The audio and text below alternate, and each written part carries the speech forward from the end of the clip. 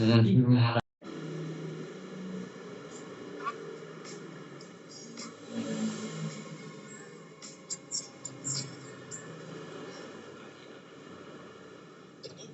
dulu ini aku yakin banget kalau mengatakan cerdas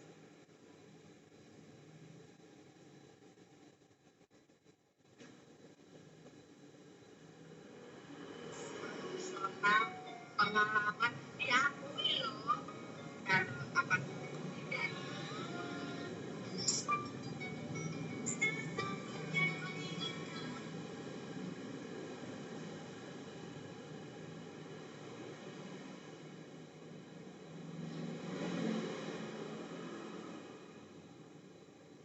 Jadi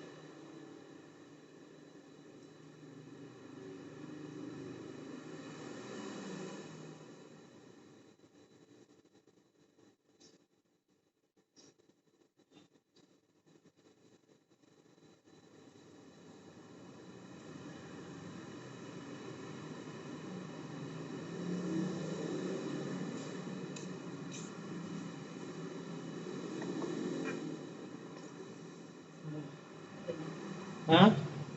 Pasan ya? Enggak, pasan. Mau? Emang uwen langsung ke ngomong tiap begini sore uwen. Nama kandangnya memang kisah rasih.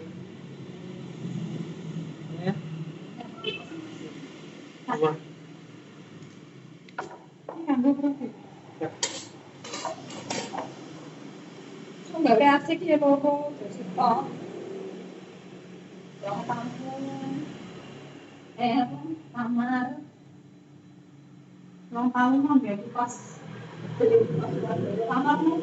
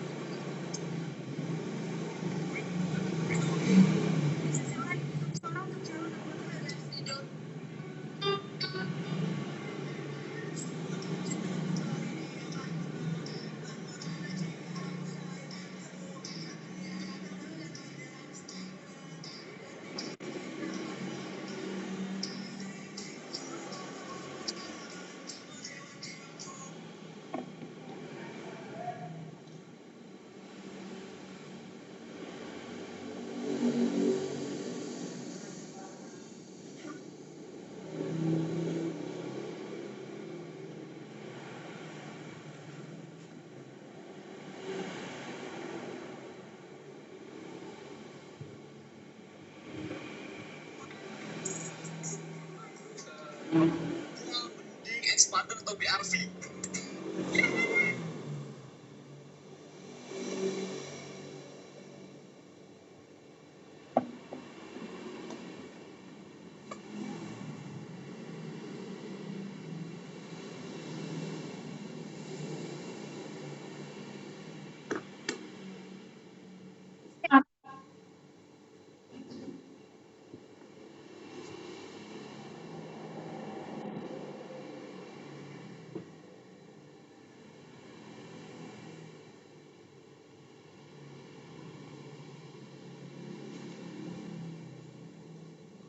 Hanya dia.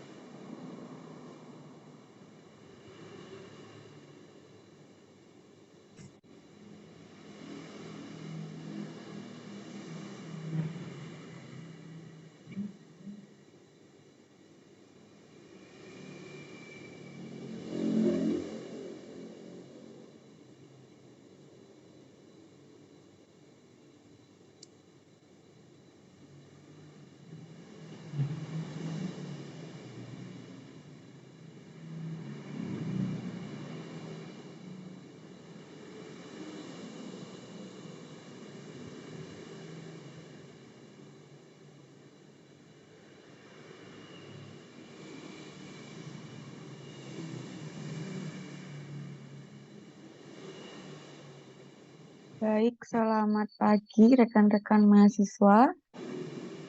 Bisa mendengar suara saya dengan jelas? Terdengar, Ibu. Bisa, Bu. Bisa, Bu. Oke, baik. Sambil menunggu rekan-rekan yang lain untuk join di ruangan Zoom, silakan nama profilnya diganti terlebih dahulu sesuai dengan format yang telah kita sepakati bersama. Nama prodi, strip, underscore, NIM, kemudian nama lengkapnya. Ya, Mbak Dea, ada pertanyaan? Nggak kepencet, oke.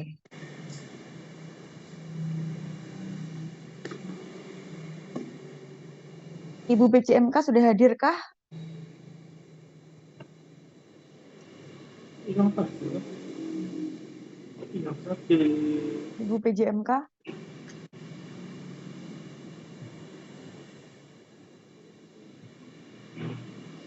Ada, Ibu. Mbak Dewinda sama Mbak Anastasia ya, oke.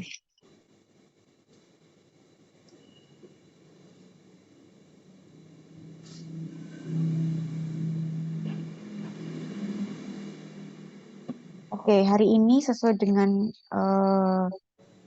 schedule yang sudah kita buat gitu ya, akan ada 3 kelompok yang presentasi mengenai subtopik manusia dan kebudayaan. Apakah kelompok presenter sudah hadir di ruangan Zoom semuanya?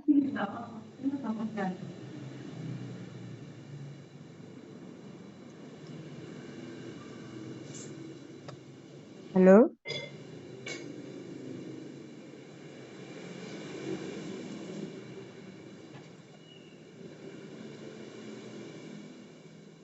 Hari ini dari kelompok 1 dari farmasi, kelompok 2 dari Kesmas, kelompok 3 dari farmasi lagi. Kelompok 1 sudah hadir? Sudah, Ibu. Oke. Seperti biasa, sebelum kita memulai segala sesuatu, ada baiknya kita berdoa terlebih dahulu, supaya apa yang kita lakukan hari ini bisa diberikan kelancaran dan apa yang kita pelajari hari ini bisa diserap dengan baik. Amin. Silakan Ibu PJMK dibantu pimpin doa.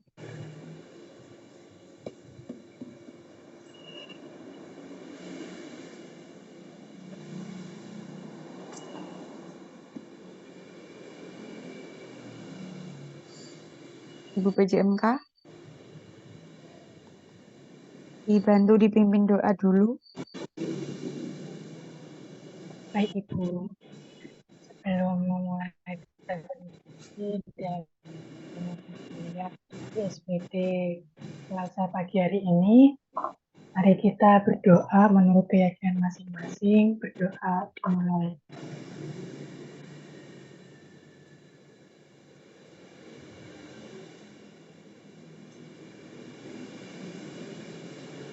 Berdoa selesai.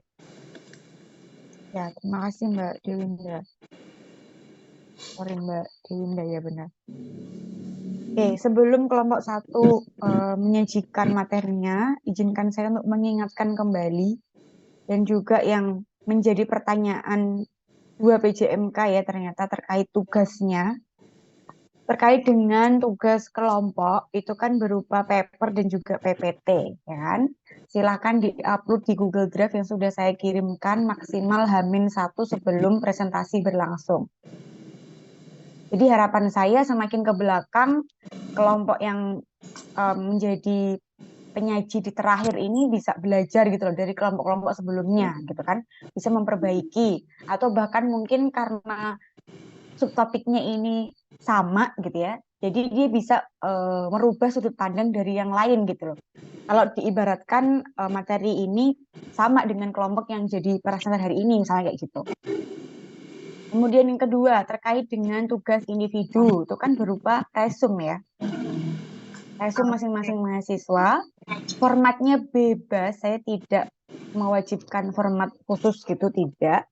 Bisa berupa Word, bisa berupa PPT, mind map, atau mungkin ya tulis tangan terus difoto juga boleh.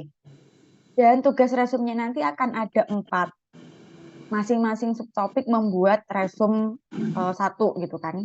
Jadi kalau misalnya subtopik manusia dan kebudayaan ini akan ada 2 kali pertemuan, Jadi untuk resumnya manusia dan kebudayaan nanti dikumpulkan di pertemuan terakhir, yaitu besoknya, pertemuan di yang kedua, gitu loh. Oke, jadi tidak setiap kelompok membuat resum gitu, tidak. Tapi membuat resumnya itu berdasarkan subtopik yang dibahas oleh ya banyak kelompok, gitu kan. Kalau misalnya 2 kali pertemuan, ya subtopik itu akan dibahas oleh 6 kelompok, gitu kan. Dan masing-masing ini saya yakin pasti contoh kasusnya akan berbeda, sudut pandangnya untuk membahas juga berbeda gitu loh. Jadi itu juga memperkaya wawasan teman-teman, sehingga ketika membuat resume itu banyak hal yang bisa ditulis gitu kan. Gitu ya. Jadi tidak membuat resume untuk masing-masing kelompok yang menyajikan materinya, tidak, tapi membuat resumenya berdasarkan subtopiknya yang dibahas oleh beberapa kelompok. Sampai sini bisa diterima? Bisa, Ibu. Karena kemarin bilangnya sudah bisa diterima, tapi ternyata masih bingung gitu loh. Jadi kalau misalnya belum clear, kita clearkan di sini dulu, ya kan? Jangan sampai ada salah paham nih di antara kita, gitu kan? Oke? Itu ya. Terus kemudian nilai individu juga akan saya ambil dari ketika teman-teman presentasi menyajikan materinya, sejauh mana teman-teman itu menguasai materi, mungkin kemampuan menjawab ketika berdiskusi dan lain-lain gitu ya. Jadi saya harap dengan begini teman-teman itu bisa melatih ya kemampuan komunikasi, kepercayaan diri gitu kan. Karena saya anggap semua pendapat itu benar asalkan sesuai dengan konteks yang kita bahas hari ini gitu. Oke? Jelas? Nggak ada pertanyaan ya? Yakin ya? Kalau nggak ada, kita mulai kelompok pertama, kelompok 1 dari farmasi ya. Silakan bisa dimulai.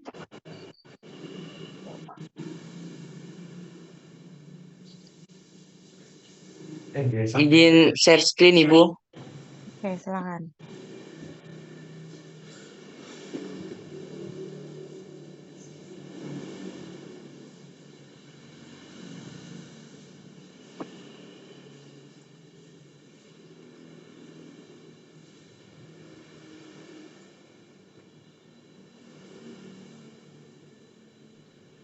Baik, Assalamualaikum warahmatullahi wabarakatuh. Waalaikumsalam warahmatullahi wabarakatuh. Izinkan kami dari kelompok 1 untuk mempresentasikan hasil kerja kami yang berjudul Manusia dan Kebudayaan, di mana sebelumnya anggota kami ada 5 orang. Yang pertama ada Ahmad Dhani, yang kedua ada Adi Aksa Kusuma Wardana, yang ketiga ada Ananda Satria Reswara, dan keempat ada saya sendiri, Andi Lukman Mahdi, serta yang kelima ada Alvin. Selanjutnya. Baik, untuk kebudayaan sendiri di sini akan dijelaskan oleh Mas Ahmad Dhani. Dipersilahkan Mas Ahmad Dhani.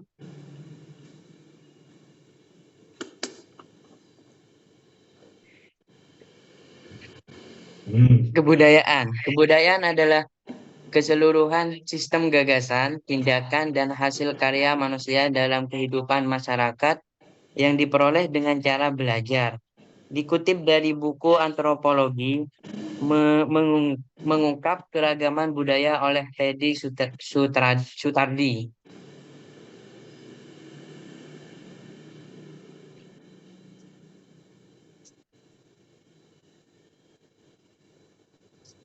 Baik, setelah itu ada hubungan antara manusia dan kebudayaan yang akan dijelaskan oleh Mas Adi Aksa Kusuma Wardana. Dipersilahkan Mas Dana.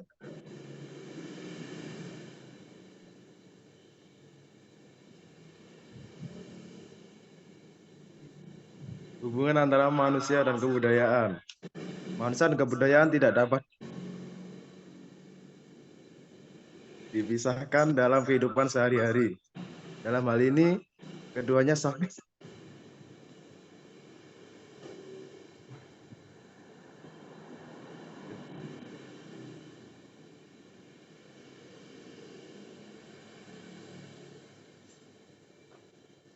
Keduanya saling berkaitan satu dengan yang lain. Kebudayaan lahir dari proses kehidupan. Dari proses kehidupan manusia yang dihasilkan dari interaksi antara manusia satu dengan manusia lain ataupun dari alam.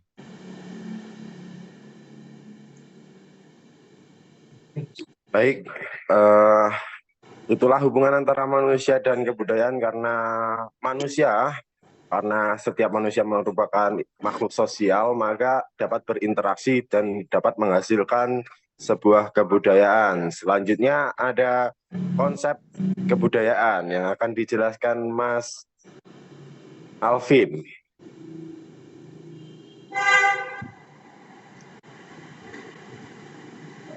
Pada pertengahan kedua abad ke-19, Sir Edward Butler Taylor, London, 2 Oktober 1832, Wellington, 2 Januari 1917.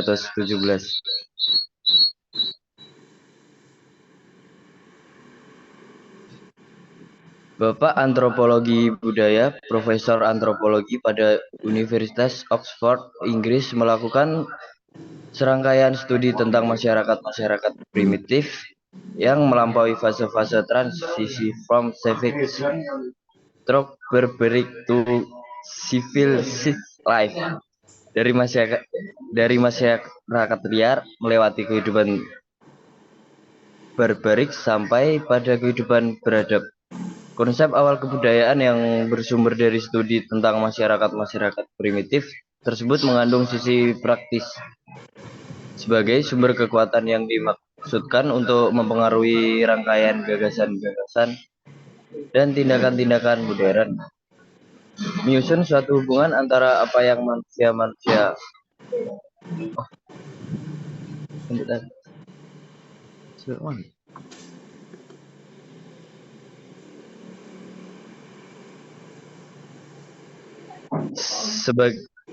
sebagai sumber kekuatan yang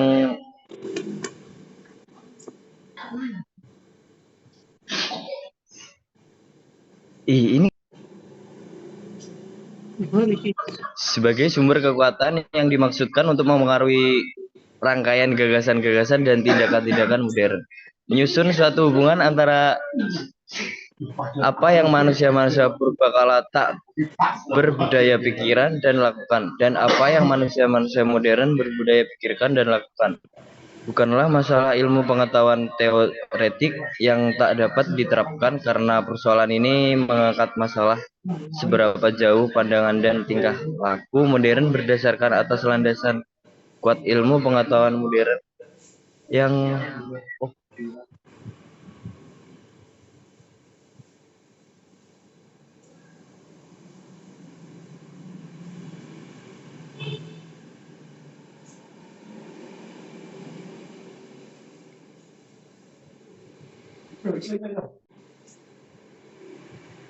Baik, setelah itu ada unsur-unsur kebudayaan yang akan dijelaskan oleh Mas Ananda Satria. unsur-unsur kebudayaan. Unsur-unsur kebudayaan tersebut bersifat universal, yakni terdapat dalam semua masyarakat dimanapun di dunia, baik masyarakat primitif atau underdeveloped society, dan terpencil atau isolated, masyarakat sederhana atau less developed society, atau prapertanian atau pre-agricultural society, maupun masyarakat berkembang atau developing society, atau mengindustri atau industrializing society, dan masyarakat maju atau developed society, atau masyarakat industri industrial society, dan pasca industri post-industrial society yang sangat rumit dan canggih atau highly complicated society. Unsur-unsur tersebut juga menunjukkan jenis-jenis atau kategori-kategori kegiatan manusia untuk mengisi atau mengerjakan atau menciptakan kebudayaan sebagai tugas manusia diturunkan ke dunia sebagai utusan atau khalifah untuk mengelola dunia dan seisinya. Baik, selanjutnya ada sistem sosial budaya Indonesia yang akan dijelaskan oleh Mas Ahmad Dhani. Mas Andi kan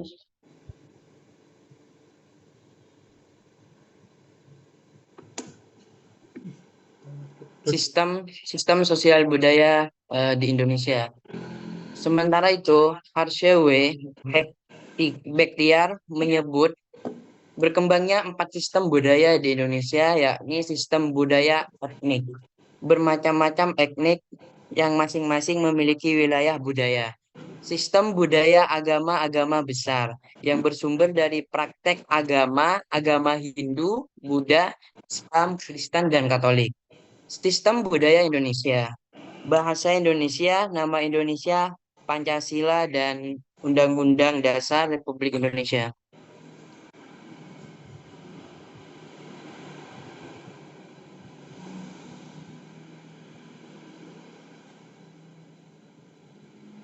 Baik, selanjutnya ada studi kasus, di mana di sini ada pendidikan anti korupsi yang ada dalam budaya Jawa.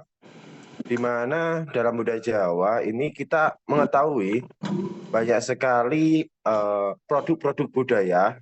Salah satunya bagaimana nilai kejujuran dan kepedulian, mandiri, disiplin, tanggung jawab itu merupakan salah satu pendidikan nilai dari kebudayaan yang dapat membantu kita menjadi dapat belajar pendidikan anti korupsi, di mana kita lihat di suku-suku yang mendiami di berbagai pulau selain suku asli Pulau Jawa, juga terdapat nilai-nilai budaya yang hampir sama di Indonesia.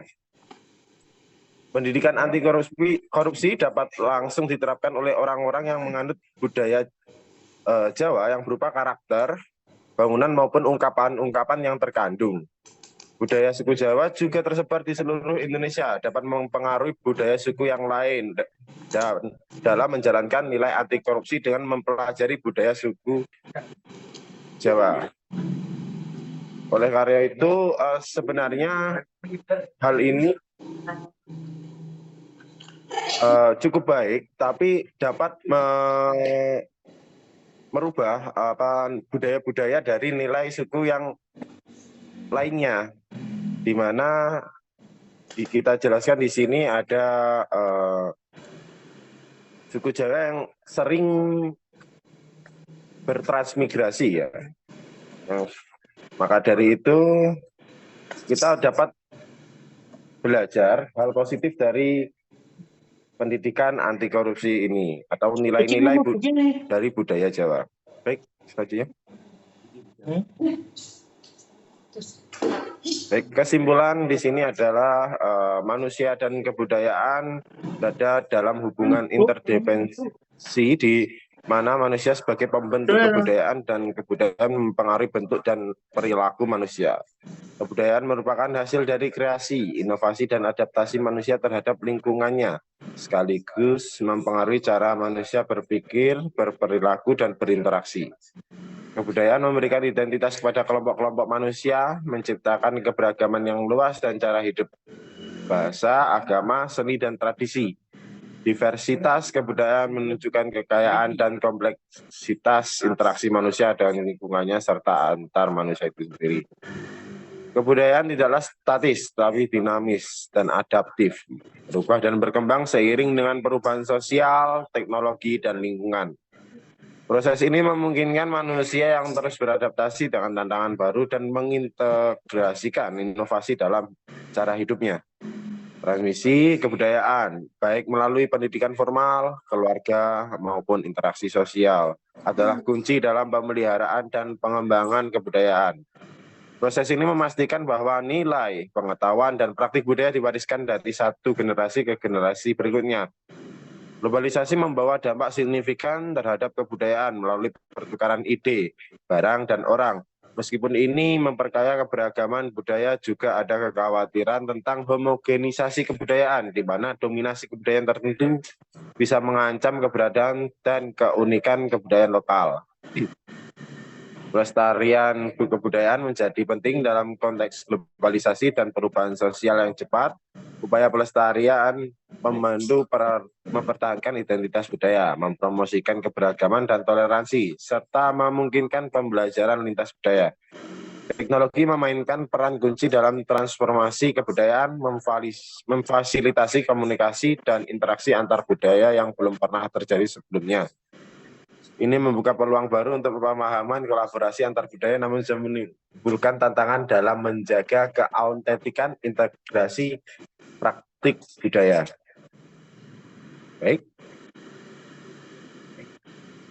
Baik, sekian dari kelompok kami. Terima kasih. Jika ada pertanyaan.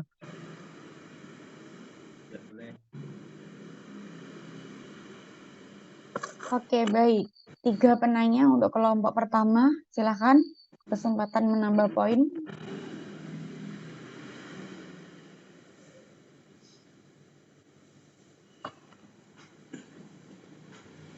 Dari 88 mahasiswa yang hadir di ruangan Zoom. Ada pertanyaan, diskusi untuk kelompok 1.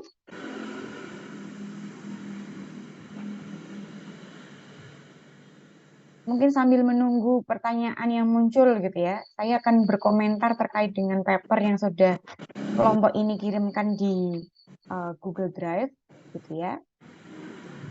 Hal yang pertama dilihat ketika menerima suatu paper gitu ya, itu kan pasti dari look-nya dulu ya. Dari look-nya ini, dari segi size-nya, kemudian tata kanan kiri, itu belum cukup rapi menurut saya. Bisa-bisanya tulisan bab 1 ada di tengah-tengah, itu kan ini ya, kalau dilihat tuh kurang menarik aja gitu. Baru yang kedua nanti dari kontennya. Yang pertama kan pasti look-nya dulu. Dari look-nya aja sudah tidak menarik, itu pasti juga akan mempengaruhi mood untuk bagi pembacanya gitu. Jadi itu catatan ya. Kemudian terkait dari apa yang sudah disampaikan oleh kelompok ini, sebetulnya studi kasus yang teman-teman cari ini cukup banyak ya. Kenapa kok yang ditampilkan itu hanya yang perihal korupsi saja? Dan ini kan menyangkut suku juga ya, suku Jawa. Terus tadi ada kata-kata kalau misalnya pendidikan anti korupsi ini tercermin dari masyarakat yang ada di Pulau Jawa. Apakah yang non Jawa ini mereka terkesan korupsi gitu loh. Jadi hati-hati ketika mau memberikan atau menuliskan sesuatu di paper kalian gitu. Terus itu sumbernya dari mana? Ya, hati-hati. Karena ini terkait dengan hal yang cukup sensitif juga. Kalau misalnya ada temenmu di sini yang non Jawa, terus dikatain seperti itu terus nggak terima gimana gitu loh. Jadi cara menyampaikannya juga cukup jelas harusnya. Sumbernya dari mana, terus arahmu tuh mau ke arah mana. Terkait dengan korupsi di Jawa itu yang seperti apa gitu loh.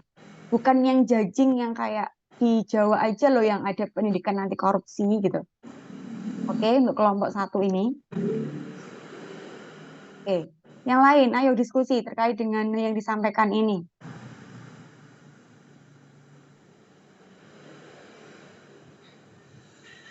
Ya, itu dari Kesmas. Kan Mas Andi dan tim.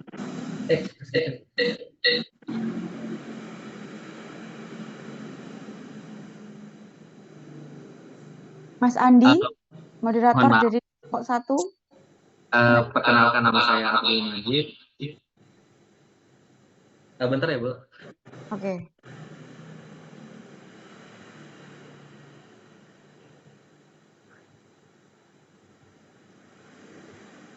Permisi, apakah suara saya sudah terdengar jelas? Silakan.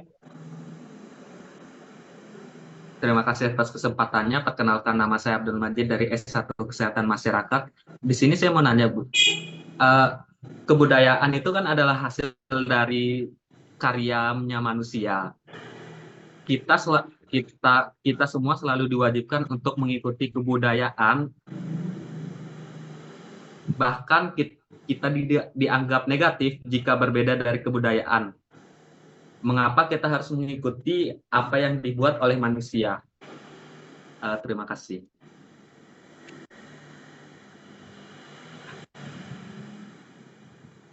Bisa diterima pertanyaannya kelompok ini, Mas Andi dan tim? Bisa, Bu. Apakah boleh langsung dijawab atau bagaimana? Saya kembalikan ke kelompok ini. Mau di hold dulu boleh, mau langsung dijawab juga boleh. Baik, akan saya jawab saja. Pertanyaannya tentang karena kebudayaan merupakan produk dari manusia, maka kenapa kita harus mengikuti dari produk manusia tersebut? Apakah benar, Mas Abdul Aziz?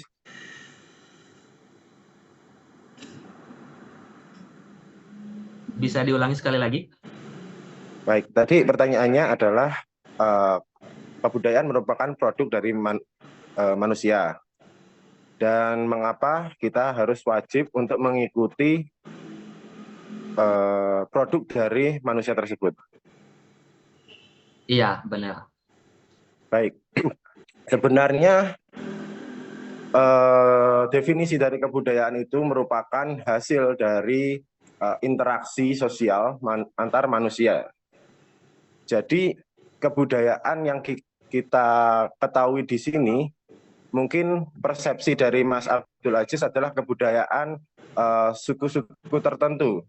Dan kita itu dipaksa untuk mengikuti hal itu.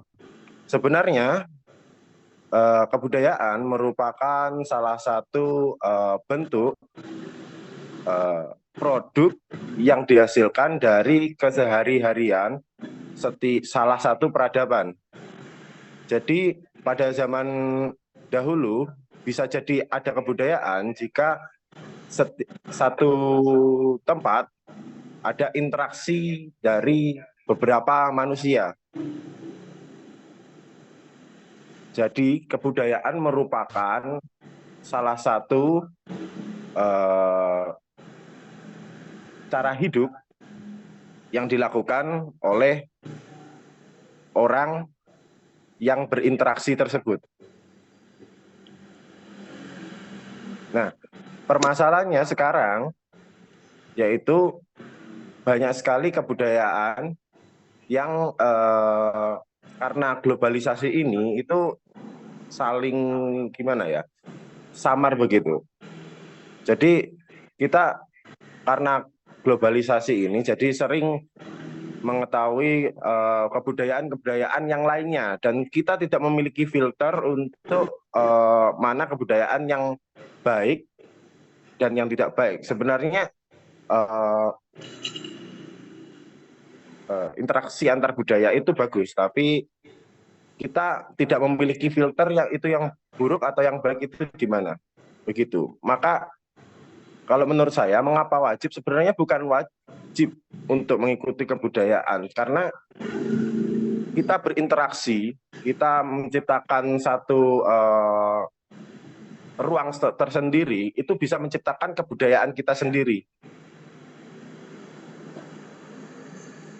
Seni, agama, dan yang lainnya itu merupakan produk dari peradaban, dari kebudayaan juga. Kebudayaan Jawa menghasilkan kesenian, tari dan yang lainnya. Kebudayaan Jawa menghasilkan agama Jawa kuno.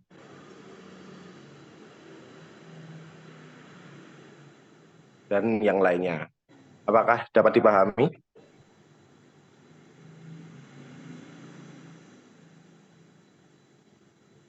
Ya. Dapat. Ada tanggapan? Tidak ada, Bu. Oke, selama bisa diterima berarti sudah aman jawabannya ya. Oke, next. Pertanyaan yang kedua.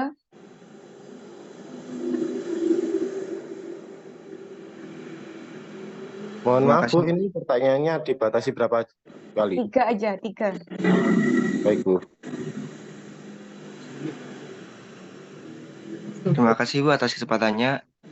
Perkenalkan, nama saya M. Rangga Duputra dari Prodi S1 Kesehatan Masyarakat. Izin bertanya, Ibu. Ke kelompok ini Mas tanyanya. Oh, izin bertanya ke kelompok 1. Baik, silakan.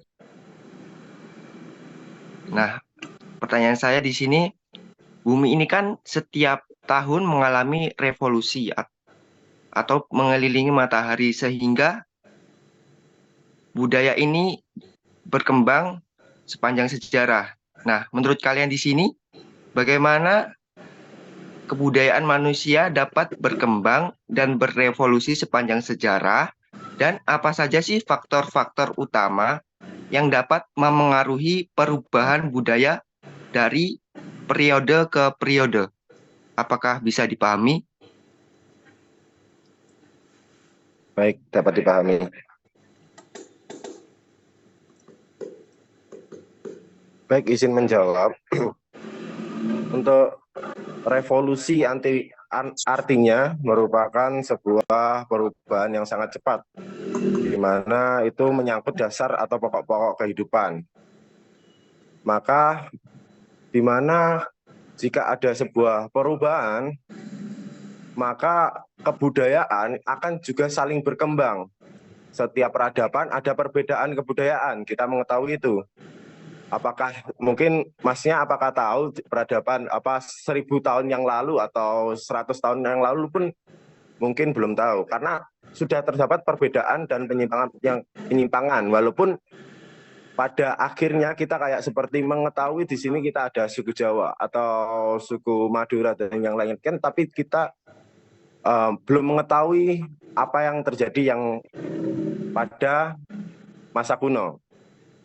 Ada perubahan, ada perbedaan, dan tentu saja itu tidak masalah karena yang saya sebutkan tadi, setiap manusia memiliki interaksi yang berbeda-beda, memiliki kebutuhan yang berbeda-beda, dan akhirnya menghasilkan kebudayaan yang berbeda-beda juga. Maka dari itu, jika ada perubahan, maka akan menghasilkan kebudayaan yang lebih berkembang. Mengapa lebih berkembang? Karena bisa jadi pada masa kuno itu terdapat penggunaan pisau yang berasal dari batu atau apa dan lainnya, dan sekarang kita menggunakan kebudayaan itu dengan menggunakan pisau, menggunakan bahan stainless. Itu yang dimaksud perkembangan. Baik, apakah ada tanggapan? Izin menanggapi dari kalian di sini.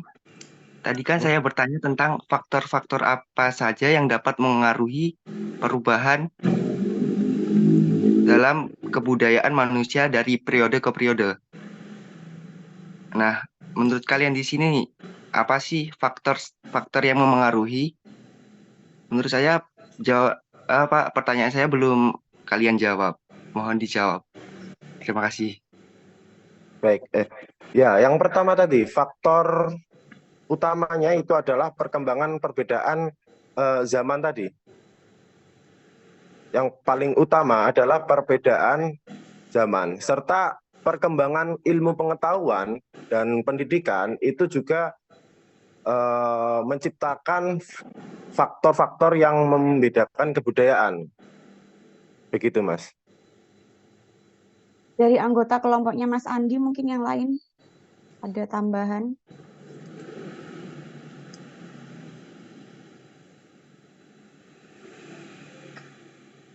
Atau boleh dari mahasiswa non kelompok ini kalau mau menyampaikan pendapatnya?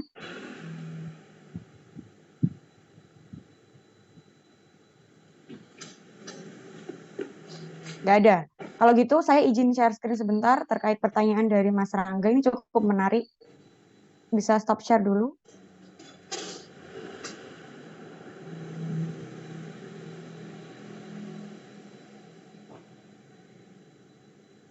Sudah nampak belum?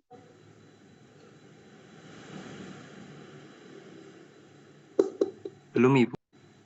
Sudah, Ibu. Terkait dengan kebudayaan, itu kan benar yang disampaikan oleh Mas Andi tadi ya. adanya proses belajar. Dan itu faktornya banyak gitu loh. Ada proses internalisasi, ada proses sosialisasi, dan juga ada proses enkulturasi namanya. Kalau yang internalisasi itu ya dari lingkungan internal kemudian eksternal. Jadi adanya hubungan antara perilaku manusia itu ketika dalam internal individunya dengan masyarakat yang di luar individunya, kayak gitu. Internalisasi dari apa yang sudah ada di sekitarnya. Kemudian bisa menjadi sebuah kebudayaan. Kemudian dari sosialisasi juga. Ini masih ada kaitannya dengan Mas Abdul tadi ya. Terkait kenapa sih kok kita harus ikut adanya budaya itu? Karena kan tadinya berasal dari sebuah interaksi, kemudian menjadi sebuah norma, kemudian menjadi sebuah keyakinan gitu loh. Dan kita ini lahir di mana yang sudah terbentuk suatu kebudayaan itu, dan kita harus ikut apa norma yang ada. Sehingga kalau misalnya kita menyeleweng dari norma itu, kita dianggap tidak normal. Nah kayak gitu kan. Jadi memang budaya itu sudah ada. Dan orang-orang yang membuat budaya itu ya orang-orang pada zaman dulu, dan dengan kemampuan intelijensi manusia yang dimiliki ini, sehingga budaya juga akan terus ada perbedaan mungkin, dan ada juga budaya yang masih tetap stay di sana, seperti Arca dan lain-lain itu kan stay di sana. Tapi untuk kebudayaan yang lain misalnya, seperti yang disebutkan Mas Andi tadi ya, misalnya pisau gitu kan, itu kan ada proses intelijensi juga di sana gitu loh. Dan itu juga ada proses sosialisasi juga. Kenapa kok kita harus patuh, misalnya kalau di Jawa ada norma ini dan itu gitu. Beda dengan misalnya norma yang ada di luar Pulau Jawa misalnya. Nah kayak gitu. Dan kita sebagai makhluk yang berintelijensi gitu ya, kita harus bisa tahu diri di mana kita menempati suatu posisi itu gitu. Di mana bumi dipijak, langit dijunjung, nah kayak gitu kan. Jadi kita dianggap normal sesuai dengan orang-orang yang meyakini suatu norma itu atau keyakinan itu. Gitu. Kemudian ada juga proses enkulturasi. Ini mungkin juga ada kaitannya dengan budaya asing yang kita bawa ke sini. Kan kita juga dijajah oleh negara lain juga gitu kan. Secara nggak langsung itu juga membawa budaya ke Indonesia yang ada yang kita anut juga. Nah kayak gitu. Jadi itu terkait dengan kebudayaan. Ini bisa menjawab dua pertanyaan dari Mas Abdul dan Mas Rangga ya. Mungkin ada diskusi lagi, bisa diterima penjelasan saya? Bisa Ibu, terima kasih. Oke. Kita ke pertanyaan yang terakhir, ketiga. Silakan.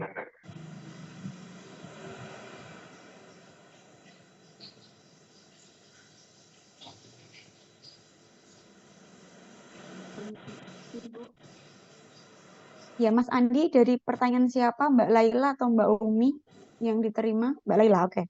Silakan Mbak Laila. Baik, terima kasih atas kesempatannya. Di sini, perkenalkan, saya Laila Aspiana dari Prodi S1 Kesehatan Masyarakat. Di sini saya akan menanyakan terkait globalisasi memengaruhi keberagaman budaya. Nah, pertanyaannya, bagaimana sih globalisasi memengaruhi keberagaman budaya di seluruh dunia gitu? Apakah bisa diterima? Baik, bisa. Terima kasih. Kenapa globalisasi dapat mempengaruhi budaya ya? Ini bisa nggak selain Mas Andi yang jawab? Kelompok ini kan 5 orang ya. Sudah nganu Bu, apa dibagi, saya disuruh jawab gitu. Nggak ada yang mau dapat poin tambahan ya berarti? Semuanya diserahkan ke Mas Andi ya? Jawab apa juga? Ya, terserah kelompok ini. Kalau Mas Andi yang jawab, silakan.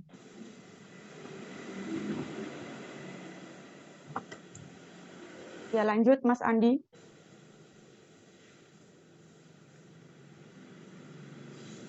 Kita masih ada 2 kelompok yang belum presentasi. Ayo. Baik, pengaruh globalisasi dalam kebudayaan itu sangatlah besar. Di mana jika zaman dahulu itu interaksi antar manusia hanya ada di tempat saja. Contohnya mungkin 10 tahun atau 20 tahun yang lalu, itu kan kita untuk ketemu dengan seseorang hanya bisa di tempat saja kan. Nah, pada globalisasi ini kita itu difasilitasi oleh HP dan barang-barang elektronik atau media sosial lainnya untuk mengetahui budaya di luar sana, dapat berinteraksi dengan orang-orang di luar sana. Kita mengetahui kebudayaan asing, kebudayaan Korea, kebudayaan Jepang, atau kebudayaan Amerika, itu dapat mempengaruhi daya pikir kita. Permasalahannya, ini sangat penting, kita tidak mengetahui filter kita, di mana ini harus kita ambil atau ini tidak perlu kita ambil. Karena kita mengetahui juga bahwa kita juga memiliki budaya kita sendiri. Di mana salah satu contoh yang sangat tidak terfikirkan sebelumnya oleh saya, yaitu budaya, produk dari budaya itu rumah adat. Mengapa rumah adat bisa dibuat berbentuk panggung, berbentuk ada tanduk-tanduknya atau gimana? Itu menyesuaikan tempatnya. Di mana tempatnya yaitu ada mungkin rawan banjir atau bagaimana, maka dibuat panggung. Nah, sedangkan sekarang karena ada globalisasi, rumah-rumah dibuat sama, tipe C semua. Itu mengakibatkan, itu akibat dari faktor globalisasi tersebut. Apakah dapat dipahami?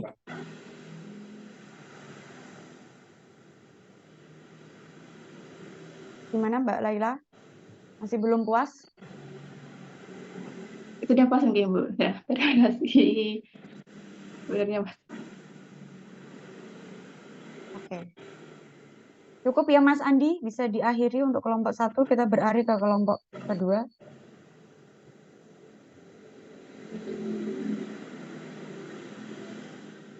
Mas Andi, bisa diakhiri? Ya Bu.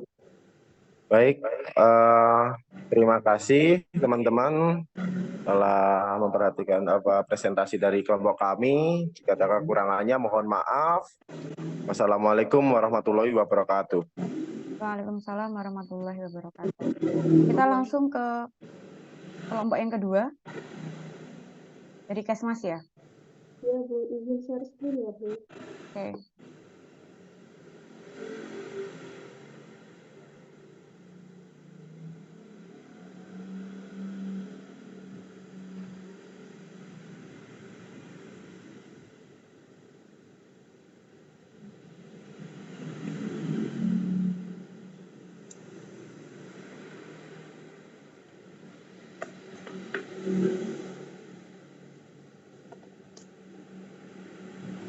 Baik, Assalamualaikum warahmatullahi wabarakatuh.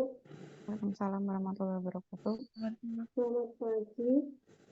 Sebelumnya perkenalkan, nama saya Cendana Arin Kusumajadi dari program studi S1 Kesehatan Masyarakat.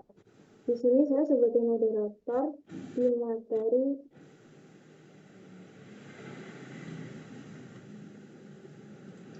Suaranya ngeredem, Mbak.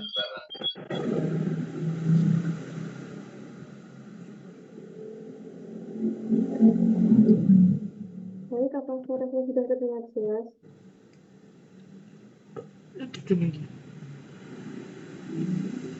Terdengar cuman gimana ya, agak berdengung gitu ya.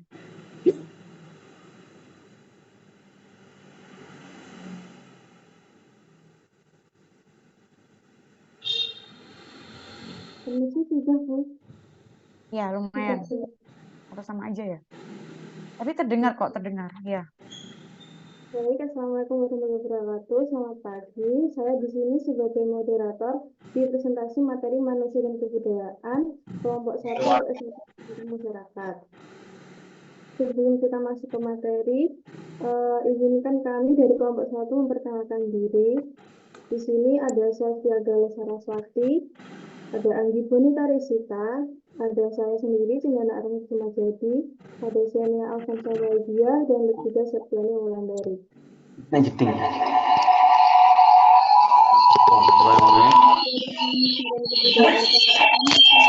Tentang yang pertama ada definisi manusia, Yang kedua ada definisi kebudayaan. Yang ketiga ada faktor perubahan kebudayaan. Yang keempat adalah hubungan manusia dan kebudayaan. Serta yang kelima berbagai macam studi kasus.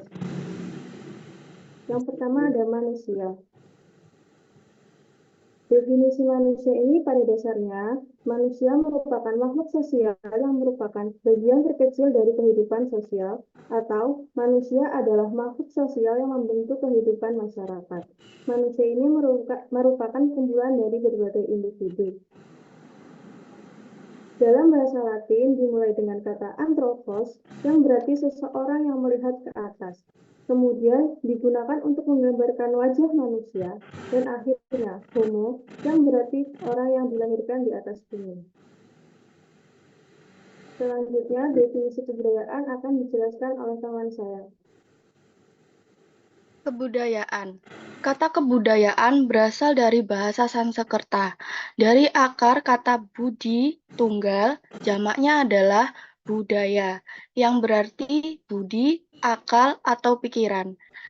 Kebudayaan berasal dari kata ke dan an, yang berarti segala sesuatu tentang pikiran manusia. Istilah Latin, color, berasal dari istilah asing kultur, yang berarti kebudaya, yang artinya mengolah atau mengerjakan. Menurut Robert H. Lowy, mendefinisikan kebudayaan sebagai segala sesuatu yang diperoleh oleh individu dari masyarakat, mencakup kepercayaan, adat istiadat, norma-norma artistik, kebiasaan makan, keahlian yang diperoleh bukan karena kreativitasnya sendiri, melainkan merupakan warisan masa lampau yang dapat melalui pendidikan formal atau informal. Selanjutnya akan dijelaskan oleh rekan saya, Anggi Bonita.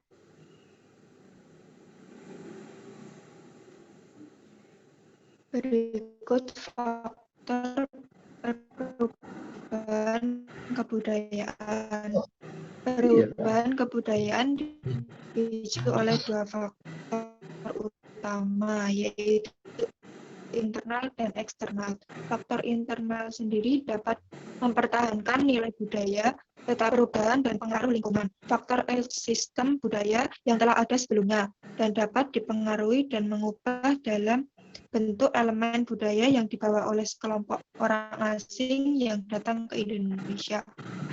Menurut Hikmart, penyebab utama perubahan kebudayaan adalah kebosanan.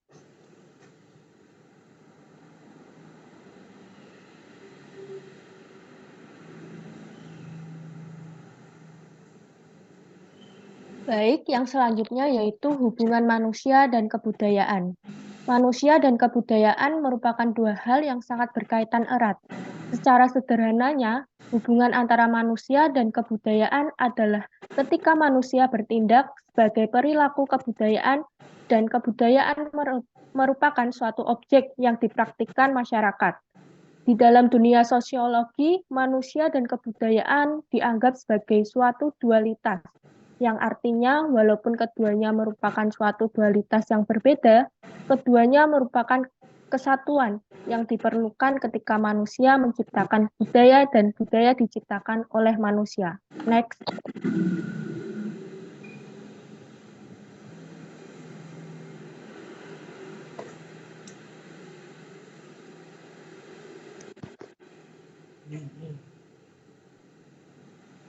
Berikut merupakan contoh dari hubungan manusia dan kebudayaan. Satu, ada kebudayaan tertentu berdasarkan faktor daerah. Misalnya, adat lamaran di Lampung dan Minangkabau. Di Minangkabau biasanya perempuan yang melamar, sedangkan di Lampung biasanya laki-laki. Yang kedua, ada perbedaan cara hidup di kota dan di desa. Perbedaan anak yang dibesarkan di kota dan anak yang dibesarkan di desa. Anak kota lebih terbuka dan berani tampil beda dari teman-temannya, sedangkan anak desa lebih percaya diri dan bermartabat. Next.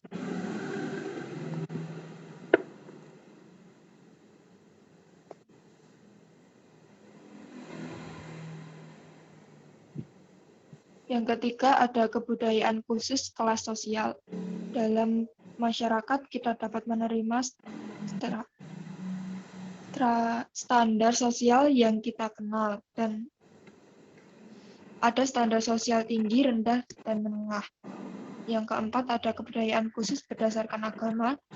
Adanya permasalahan yang berbeda-beda dalam suatu agama juga menimbulkan perbedaan kepribadian di kalangan pemeluknya. Dan yang terakhir, ada budaya profesional. Misalnya, seorang dokter memiliki kepribadian yang berbeda dengan seorang pengacara, dan itu berpengaruh dalam suasana kekeluargaan dan cara mereka bergaul. Next. Selanjutnya yaitu studi kasus yang pertama. Negeri jiran Malaysia melakukan tindakan yang membuat gerah bangsa Indonesia. Negara tetangga yang masih serumpun itu melakukan klaim bahwa tari pendet yang berasal dari Bali merupakan tarian yang berasal dari Malaysia. Padahal tari pendet sudah menjadi tarian upacara keagamaan di Bali selama ratusan tahun dan kini telah menjadi tarian selamat datang khas Bali. Sebelumnya, Malaysia juga mengklaim beberapa budaya bangsa Indonesia sebagai hak atas kekayaan intelektual mereka. Sebut saja batik Solo, reok Ponorogo, angklung, angklung Sunda, serta wayang kulit dari Jawa Tengah. Hal ini terjadi karena seorang budayawan Malaysia mengatakan bahwa klaim yang dilakukan oleh Malaysia merupakan usaha untuk melindungi sasana budaya Melayu dari klaim Barat. Negara-negara Eropa memang sangat tertarik dengan eksotika budaya Indonesia. Tentu saja pemerintah Indonesia tidak setuju dengan pernyataan itu. Tari pendet misalnya.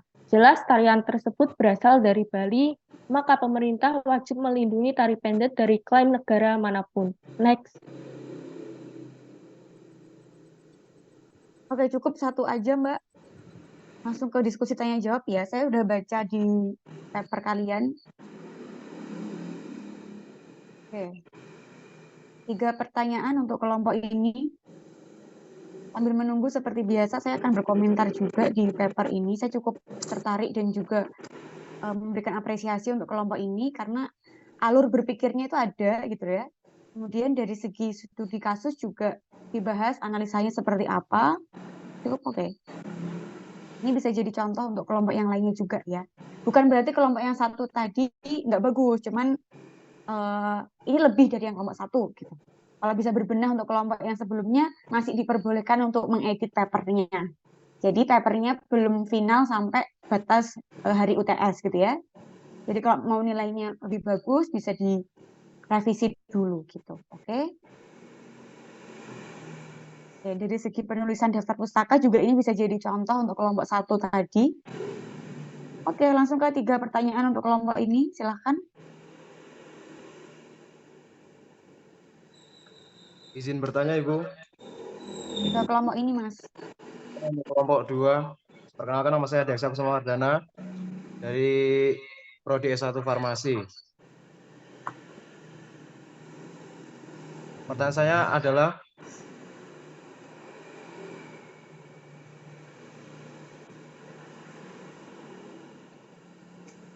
mengapa manusia memiliki keinginan untuk memahami dan mempelajari budaya dari orang lain?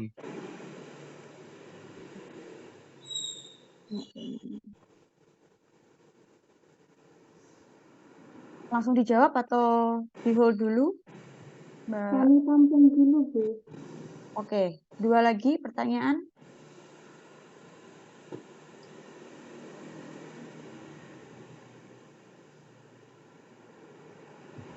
Dari 88 mahasiswa. Gak ada yang mau nambah poin? Ingin bertanya pada kelompok 1. Seberapa mungkin budaya itu akan hilang seiring berjalannya waktu?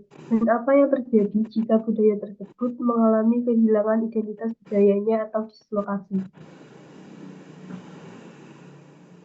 Terima kasih. Mohon maaf, bisa diulangi sekali lagi? Ini tadi dari mana namanya? Siapa? Perkenalkan, saya Jian Karisma Pasha dari S1 Kesehatan Masyarakat. Pertanyaan saya adalah seberapa mungkin budaya itu akan hilang seiring berjalannya waktu dan apa yang terjadi jika budaya tersebut mengalami dislokasi atau kehilangan identitas budayanya. Terima kasih.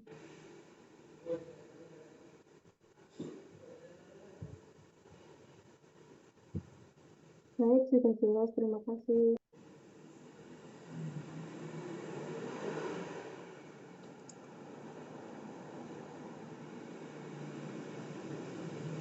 Yang dari farmasi tadi, Mas Adiaksa ya, 05.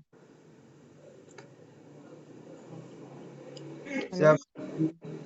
Bukannya Mas Adiaksa kelompok pertama, kan juga membahas terkait manusia dan kebudayaan. Harusnya bisa membantu menjawab ya, bukan malah tanya ke kelompok lain. Ini dipertanyakan berarti kemarin ketika membuat makalah ini atau tugas kelompok dengan yang lainnya, gimana nih? Sama-sama di subtopik yang sama tapi tanya ke kelompok yang lain. Jadi artinya belum cukup memahami terkait dengan subtopik yang jadi tugasnya pada hari ini ya, Mas Adiaksa.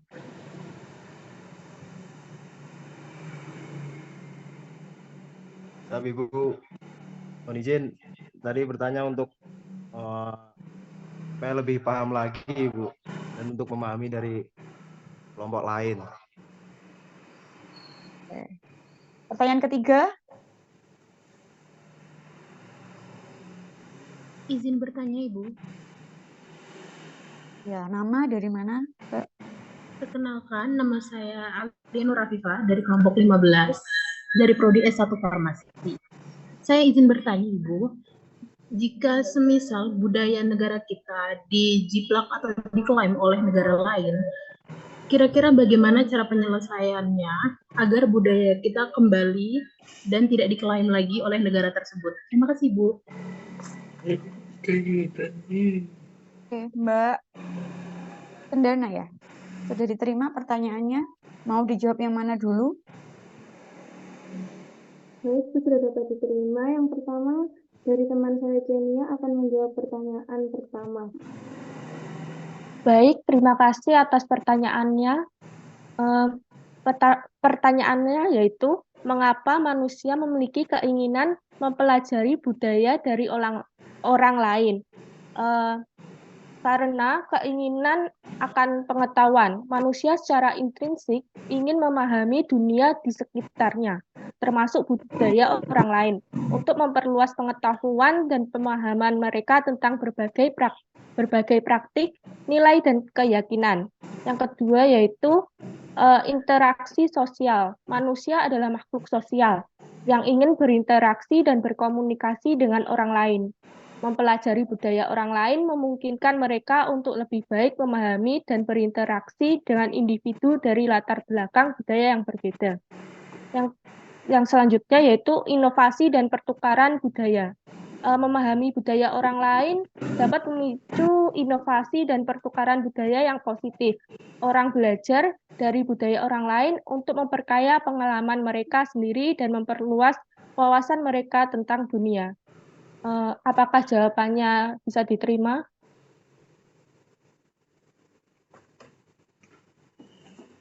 Mas Adiaksa, gimana? Siap, sudah Ibu. Sudah bisa dipahami. Terima kasih atas jawabannya. Oke, next. Pertanyaan yang kedua, Mbak Cendana. Baik, saya akan menjawab pertanyaan dari Kak Jian. Pertanyaannya tadi adalah seberapa mungkin budaya itu akan hilang seiring berjalannya waktu dan apa yang terjadi jika budaya itu mengalami inovasi. Yang pasti kemungkinan untuk budaya itu akan hilang pasti ada, karena kemungkinan hilangnya sebuah budaya ini dapat terjadi karena beberapa faktor. Yang pertama adalah faktor globalisasi tentunya. Pengaruh budaya global dapat menyebabkan budaya lokal tergeser atau terlupakan karena adopsi elemen-elemen budaya yang lebih dominan secara global. Faktor yang kedua adalah modernisasi. Perubahan sosial, ekonomi, dan teknologi dapat mengubah cara hidup dan nilai-nilai tradisional. yang kadang-kadang mengarah pada pengabaian terhadap aspek budaya tertentu. Faktor yang ketiga ada urbanisasi. Migrasi penduduk atau perpindahan penduduk ini dari pedesaan ke perkotaan dapat menyebabkan hilangnya praktik dan tradisi budaya yang terkait dengan kehidupan pedesaan.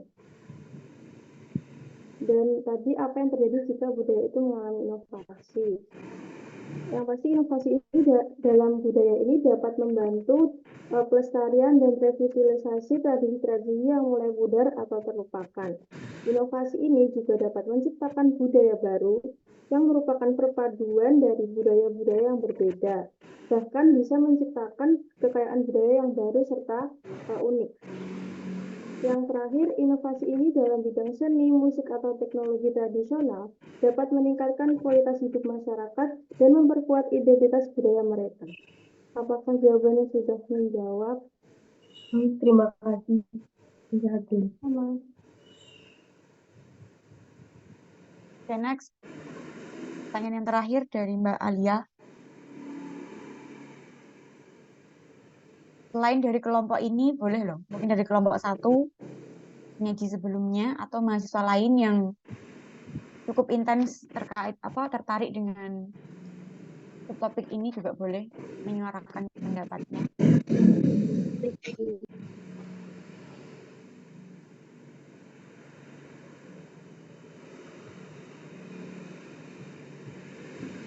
Kalau misalnya budaya kita diklaim oleh negara lain, tadi dari Mbak Alia, gimana Mbak Chandana dan tim? Baik, sebentar. Menghadapi tantangan ketika budaya kita dijiplak oleh negara asing dapat memerlukan pendekatan yang bijaksana dan seimbang. Berikut adalah beberapa cara yang mungkin membantu menyelesaikan masalah tersebut. 1. Pendidikan dan pemahaman. Mungkin meningkatkan pemahaman tentang nilai-nilai dan tradisi budaya sendiri melalui pendidikan dan promosi kesadaran budaya. Yang kedua, promosi budaya sendiri.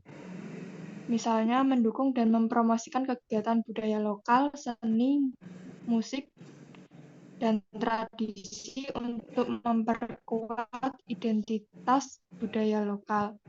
Yang ketiga, kebijakan perlindungan budaya, yaitu membuat kebijakan yang mendukung perlindungan dan melestarikan warisan budaya serta mendorong inovasi budaya. Yang keempat, kerjasama budaya internasional. Berpartisipasi dalam pertukaran budaya internasional untuk memahami dan menghargai keragaman sambil tetap menjaga identitas budaya sendiri. Dan yang terakhir mungkin mengembangkan industri kreatif. Mendorong pengembangan industri kreatif lokal untuk menciptakan produk dan karya seni bersaing secara global. Apakah bisa dipahami? Baik, bisa dipahami. Terima kasih. Sama-sama. Ada diskusi lain, Mbak Chandana dan tim? Ya, ada cukup? Sudah cukup, Bu. Ya, bisa diakhiri. Baik, terima kasih atas waktunya untuk berdiskusi hari ini. Sekian dari kelompok 1. Terima kasih. Wassalamualaikum warahmatullahi wabarakatuh. Waalaikumsalam warahmatullahi wabarakatuh. Kelompok 2 ya. Kan nomor-nomor kelompoknya sudah saya kirim ke PJMK. Jadi tidak ada kelompok 1 dari Kesmas, kelompok 1 dari Farmasi, nggak ada. Hari ini kelompok 1 sampai 3 gitu ya, Mbak Chandana. Sebelum kita beralih ke kelompok ketiga, terakhir untuk pertemuan kita hari ini, kalau misalnya individu itu mau belajar kebudayaan kan pasti ada rasa tertarik dulu ya. Tertarik dengan budaya itu sehingga dia belajar itu. Ini menyambung dari tadi pertanyaannya Mas Adiaksa. Kemudian juga yang kedua ingin diterima. Misalnya kalian punya gengmu itu seneng banget sama K-pop gitu ya. Sehingga mau nggak mau ketika teman-teman ini pengen jadi geng itu, bagian dari kelompok itu, teman-teman kan pasti akan mengikuti juga gitu loh. Jadi selain tertarik juga teman-teman ingin diterima di kelompok itu sehingga teman-teman ikut atau belajar cari tahu terkait dengan budaya itu juga gitu. Setuju nggak? Ya kan? Kemudian pertanyaan dari Mbak Jian dan Mbak Alia ini hampir mirip ya. Kalau misalnya budaya itu eh, nggak hilang atau bisa diklaim dengan oleh negara lain misalnya, ya itu harus dimulai dari diri kita dulu gitu kan. Sejauh mana kita patut berbangga dengan apa yang sudah kita punya. Bahkan mungkin zaman sekarang nggak semua Gen Z ya, mungkin ada beberapa oknum Gen Z yang merasa malu gitu loh kalau misalnya masih menggunakan dialek bahasa Jawa misalnya. Padahal kan itu merupakan kebudayaan kan. Kalau bukan kita yang meneruskan, yang melestarikan, siapa lagi gitu kan. Tapi kebanyakan karena pengaruh modernisasi, globalisasi, kita akhirnya ngikut-ngikut seperti budaya luar gitu loh. Kita cenderung malu untuk menggunakan budaya kita sendiri gitu. Padahal kan nggak semestinya seperti itu gitu. Kita bisa belajar kok menerima budaya luar, tapi kita jangan pernah meninggalkan identitas kita gitu. Karena kalau nggak kita yang melestarikan, siapa lagi gitu ya. Jadi kalau misalnya sebelum itu bisa diambil alih oleh negara luar, ya kita harus bisa menjaga itu dulu gitu kan. Kalau misalnya itu sudah diklaim, ya akan ada suatu badan yang UNESCO itu ya, yang batik juga diklaim Malaysia juga, itu kan pernah ada gugatan juga terkait itu gitu loh. Kalau misalnya sudah ranahnya terlalu jauh, ya akan ada badan yang menaungi itu. Tapi kita sebagai masyarakat Indonesia yang baik dan cukup bangga dengan apa yang kita punya, ya sebaiknya kita harus menjaga dulu apa yang sudah kita punya, yang sudah kita peroleh berbagai macam bentuk ini gitu kan. Karena ya semakin ke sini semakin adanya modernisasi, globalisasi itu cenderung tergerus juga gitu. Jadi harapannya, tujuannya dengan teman-teman ini belajar terkait dengan hal ini, teman-teman tuh lebih banyak mencari tahu lagi terkait budaya yang ada gitu kan. Sehingga nggak cuma di sekolah SD, SMP, SMA aja, tapi di perkuliahan juga sebetulnya penting juga gitu kan. Untuk menguri-uri budaya yang kita punya. Itu mungkin tambahan dari saya. Kita beralih ke kelompok terakhir. Kita akan selesai di jam 8.40 gitu ya, karena jam 10 nanti kan teman-teman akan ikut agenda di ini ya, di Geraha ya. Oke, kelompok terakhir, kelompok ketiga, silakan. Izin share screen Ibu.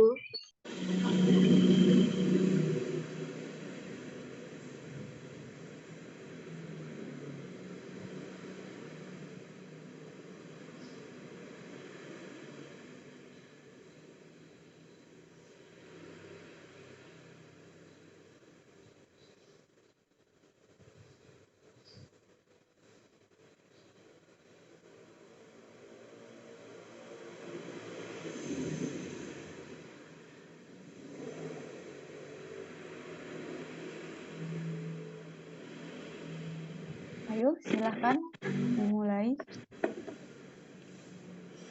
Assalamualaikum warahmatullahi wabarakatuh.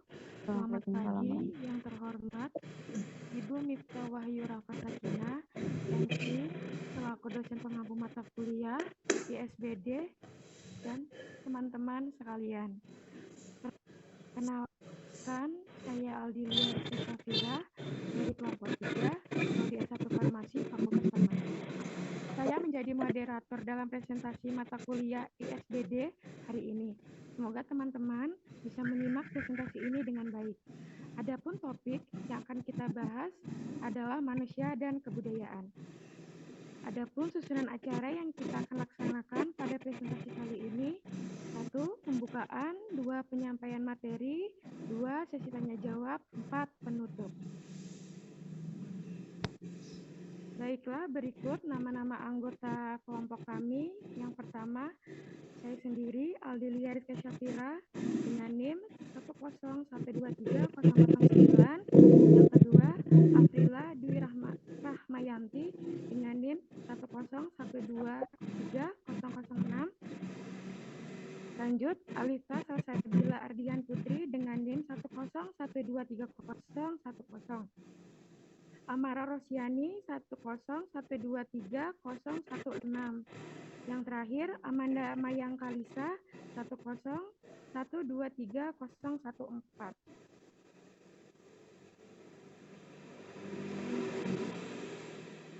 Baiklah, tanpa basa-basi, mari kita mulai presentasi.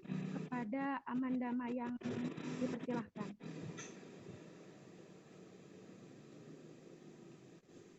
Hubungan manusia dan kebudayaan. Manusia dalam hidup kesehariannya tidak akan lepas dari siapa tadi?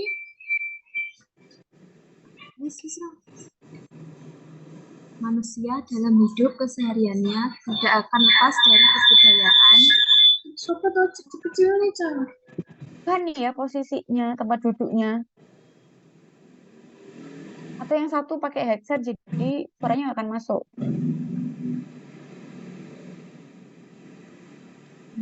Izin mengulang itu. Oke. Hubungan manusia dan kebudayaan.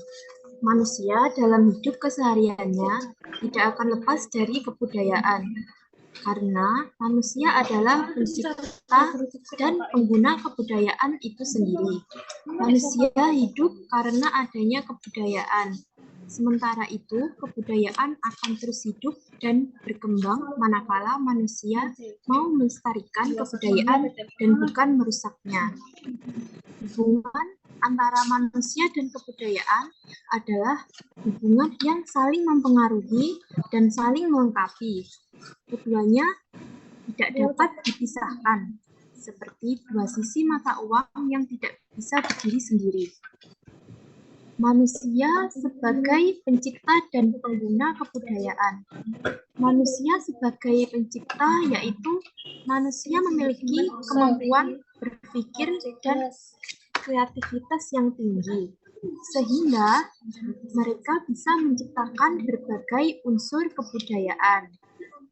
Manusia sebagai pengguna kebudayaan. Manusia tidak hanya menciptakan kebudayaan, tetapi juga menggunakan dan memaknai unsur-unsur kebudayaan tersebut dalam kehidupan sehari-hari.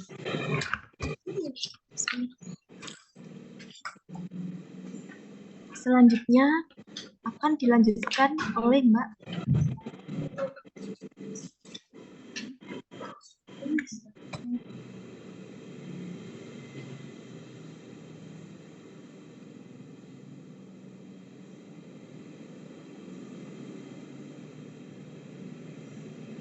Selanjutnya akan dilanjutkan oleh Mbak Alita.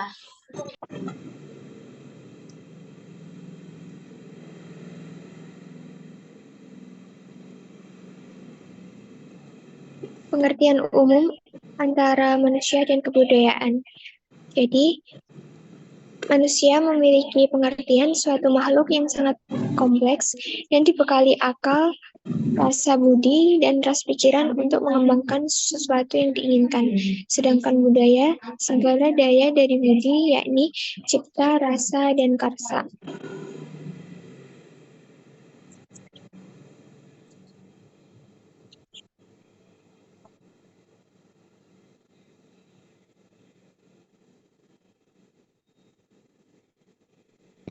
Materi selanjutnya akan dibacakan oleh rekan saya, Afina, dipersilakan. Baik, di sini saya akan menjelaskan tentang substansi kebudayaan. Yang pertama ada pengetahuan. Sistem pengetahuan yang dimiliki manusia sebagai makhluk sosial merupakan suatu akumulasi dari perjalanan hidupnya dalam hal memahami alam sekitar. Kemudian ada nilai. Nilai merupakan suatu yang baik, yang selalu diinginkan, dicita-citakan, dan dianggap penting oleh seluruh umat manusia sebagai masyarakat. Kemudian pandangan hidup.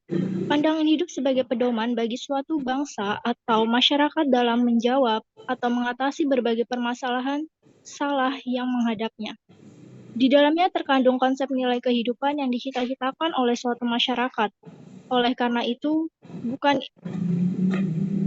itu, pandangan hidup merupakan nilai-nilai yang dianut oleh suatu masyarakat yang dipilih secara selektif oleh individu, kelompok, ataupun bangsa. Yang keempat ada kepercayaan. Kepercayaan mengandung arti yang luas daripada agama dan kepercayaan terhadap Tuhan Yang Maha Esa. Pada dasarnya, manusia memiliki kebiasaan untuk menghambakan diri kepada Yang Maha Tinggi, yaitu dimensi lain di luar diri dan lingkungannya yang dianggap mampu mengendalikan hidup manusia.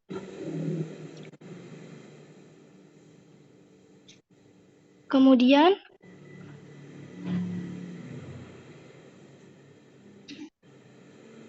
Ada etos kebudayaan yang berasal dari bahasa Inggris, berarti watak khas. Etos sering tampak pada gaya perilaku masyarakat, misalnya kegemaran-kegemaran masyarakat, serta berbagai benda budaya hasil karya mereka dilihat dari luar oleh orang asing.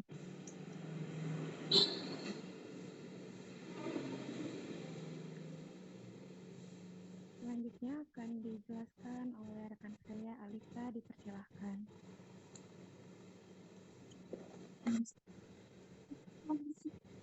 Sifat-sifat budaya. Kebudayaan yang dimiliki oleh setiap masyarakat itu tidak sama, seperti di Indonesia yang terdiri dari berbagai macam suku bangsa yang berbeda.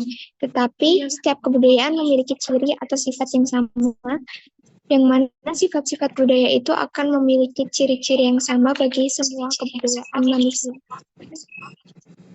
tanpa membedakan faktor ras, lingkungan alam, ataupun pendidikan, yaitu bisa disebut sifat hakiki.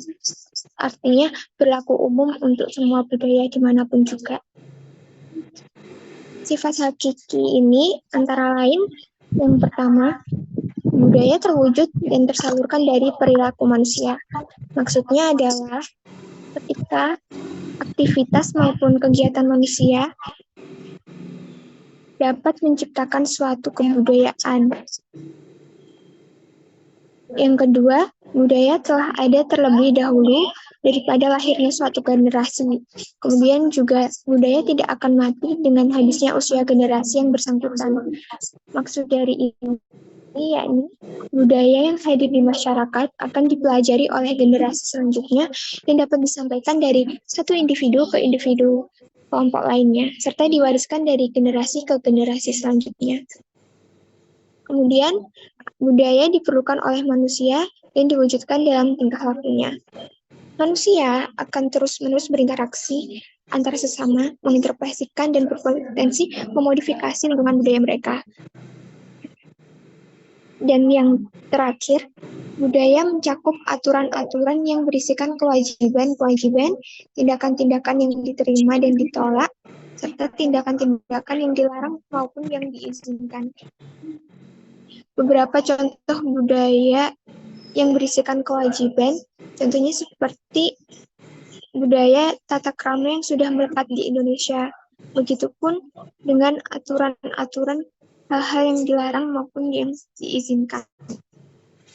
Selanjutnya akan dijelaskan oleh Saudari Rizka.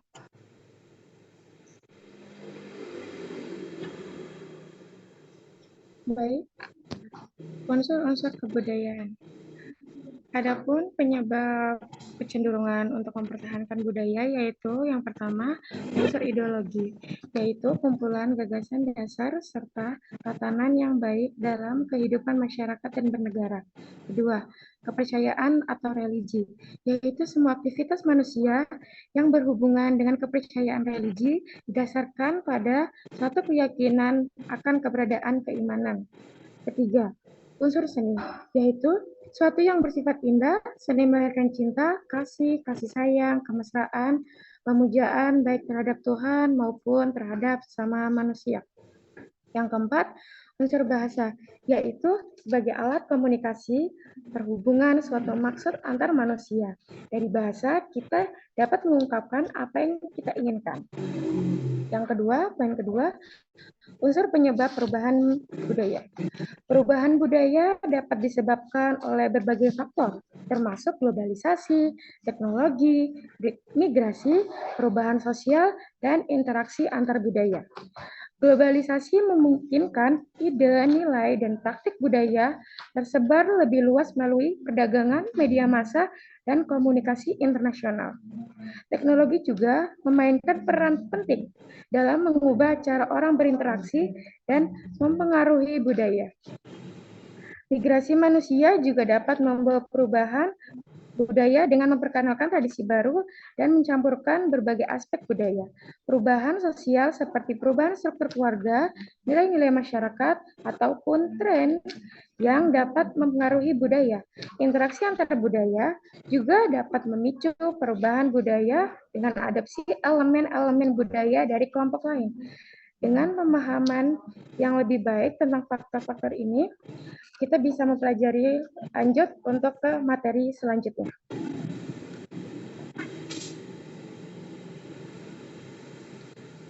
Akan dilanjutkan oleh rekan saya, Amara. Baik, terima kasih moderator. Unsur-unsur kebudayaan yang bersifat universal. Yang pertama, kebudayaan universal bahasa. Bahasa adalah sarana utama komunikasi antar individu. Setiap kelompok budaya memiliki bahasa yang unik dan digunakan sebagai alat komunikasi sehari-hari. Contoh kebudayaan universal, misalnya puisi Lenino milik masyarakat Gorontalo. Puisi ini berisi nilai-nilai perilaku yang menjadi pedoman masyarakat setempat. Yang kedua, kebudayaan universal sistem pengetahuan. Sistem pengetahuan mencakup pengetahuan dan pemahaman yang dikembangkan oleh masyarakat. Sistem pengetahuan yang berkembang saat ini berkaitan dengan sejarah, kondisi alam, serta keterampilan hidup. Contoh sistem pengetahuan dalam unsur kebudayaan adalah gagasan arsitektur rumah adat. Yang ketiga, organisasi sosial. Unsur kebudayaan universal organisasi sosial mencakup aturan dalam menentukan sebuah struktur masyarakat. Organisasi sosial berperan dalam membentuk hierarki yang diperankan oleh individu. Contoh kebudayaan universal dalam unsur organisasi sosial adalah sistem kekerabatan, hubungan yang timbul akibat pernikahan serta kelahiran. Yang keempat, sistem peralatan hidup dan teknologi. Unsur peralatan dan teknologi berkaitan dengan kemampuan manusia dalam mengembangkan teknologi untuk memenuhi kebutuhan. Contohnya adalah peralatan nelayan seperti perahu, jala, dan jaring yang dibuat oleh masyarakat di wilayah pesisir. Yang kelima, sistem religi. Unsur kebudayaan universal berikutnya adalah sistem religi. Sistem religi melibatkan kepercayaan, praktik, dan ritual spiritual yang dianut oleh masyarakat.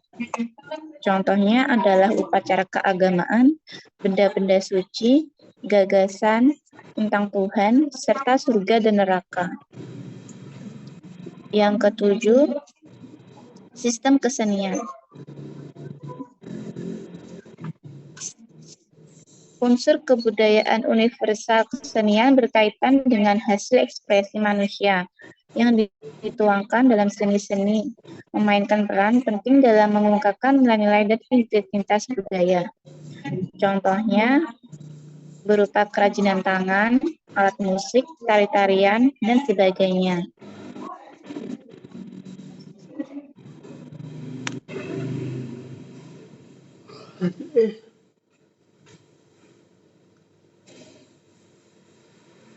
Selanjutnya studi kasus kita ambil dari contoh Reok Ponorogo. Reok Ponorogo adalah seni budaya asli Indonesia, namun demikian seni reok pernah harus menghadapi ancaman akan diklaim sebagai budaya oleh negara lain. Sehingga sungguh ironis kalau di dalam negeri sendiri malah tidak memprioritaskan untuk diusulkan sebagai warisan budaya. Penyebaran seni reok ke luar Ponorogo dan bahkan luar negeri semakin menunjukkan betapa seni budaya reok sangat bisa diterima masyarakat yang berbeda. Namun di sisi lain juga menunjukkan semakin perlunya untuk mendorong, mengusulkan dan memprioritaskan reok Ponorogo diakui di UNESCO sebagai warisan budaya tak benda yang mencerminkan nilai luhur budaya Indonesia.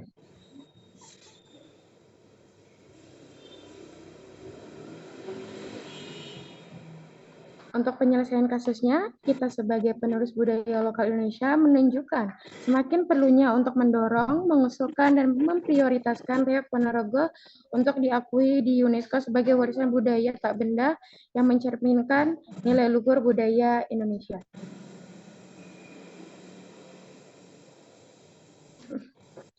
Terima kasih, sekian dari presentasi kami. Silakan teman-teman yang ingin mengajukan pertanyaan, kami bersedia untuk menjawab 3 pertanyaan. Oke, baik. Terima kasih untuk kelompok ketiga. Sambil menunggu teman-teman yang lain bertanya, gitu ya. Terkait paper yang sudah teman-teman kirimkan di Google Drive, gitu ya. Lagi-lagi, saya membebaskan teman-teman itu membuat format yang terserah, gitu. Tapi bukan yang sebebas ini, gitu kan. Kemudian dari look-nya juga ini ya. Kalau misalnya kamu melihat sebuah paper terus tiba-tiba langsung seperti ini, gitu kan? Apakah itu akan menarik pembaca? Gitu loh. Coba kalau teman-teman sendiri sebagai pembaca misalnya melihat ini itu seperti apa? Kemudian sebetulnya yang jadi bahasan dari kelompok ini tuh cukup menarik gitu loh. Banyak yang dibahas. Tapi saya tidak mendapatkan benang merah inti dari yang dibahas itu seperti apa gitu ya. Jadi semua individu, semua kelompok ini tuh menyampaikan pendapatnya masing-masing, tapi nggak ada alurnya gitu. Alur berpikirnya itu saya nggak dapat gitu. Jadi ini bisa jadi catatan untuk kelompok yang nantinya akan presentasi gitu ya. Boleh kok referensinya dari manapun itu, tapi ya nggak langsung copy paste aja diterapkan di situ gitu, enggak ya. Jadi coba dibaca lagi, nyambung enggak antara paragraf 1, kedua, dan selanjutnya. Nah kayak gitu loh. Jadi itu maksud saya alur berpikir itu tuh harus tetap ada. Bukan yang tadi di awal menjelaskan terkait hubungan manusia dan kebudayaan, terus tiba-tiba pengertian, itu kan enggak ya. Kan kita harus paham dulu pengertiannya apa, baru nanti hubungannya apa, mungkin unsurnya apa, bagaimana budaya bisa, gitu loh. Jadi ada ya benang merahnya, ada alur berpikirnya di sana. Ini tidak hanya di tugas di kelas saya aja, mungkin juga untuk tugas di kelasnya Bapak Ibu dosen yang lain misalnya gitu ya. Jadi kalau teman-teman mau mengumpulkan suatu tugas itu ya dibaca lagi. Kira-kira kamu sebagai pembaca itu cukup menarik nggak? Cukup bisa memahami nggak inti dari tugas itu gitu. Boleh, sekali lagi, referensi boleh dari mana aja. Tapi tetap harus diolah gitu loh. Jadi nggak, oh ini cukup menarik langsung ditempel. Oh ini juga menarik ditempel. Nggak gitu ya. Ya, tapi nggak apa-apa, ini namanya juga proses belajar gitu kan. Saya cukup apresiasi dengan apa yang sudah teman-teman usahakan gitu.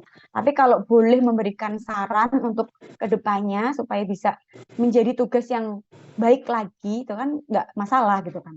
Kemudian dari segi referensi daftar pustakanya masih belum dimasukkan, ya kan? Informasi yang kalian tuliskan di sini referensinya dari mana aja, itu juga harus ditambahkan, ya.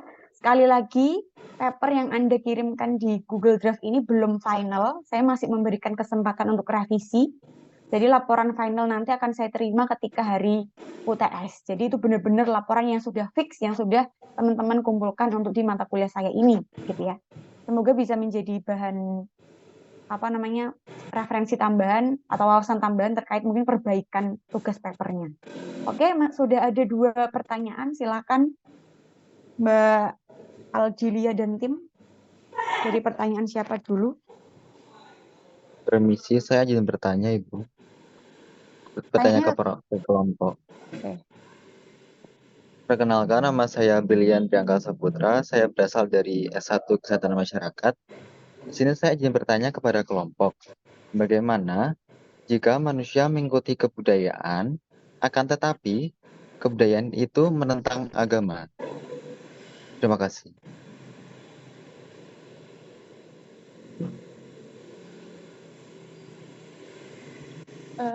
Untuk Mas Pilihan izin menjawab terkait kebudayaan dan agama sepertinya memang tidak bisa dikaitkan. Seperti kayak tidak bisa dikaitkan, jadi kayak beda berkesinambungan gitu. Cuman kalau misalnya kita mau kaitkan untuk agama,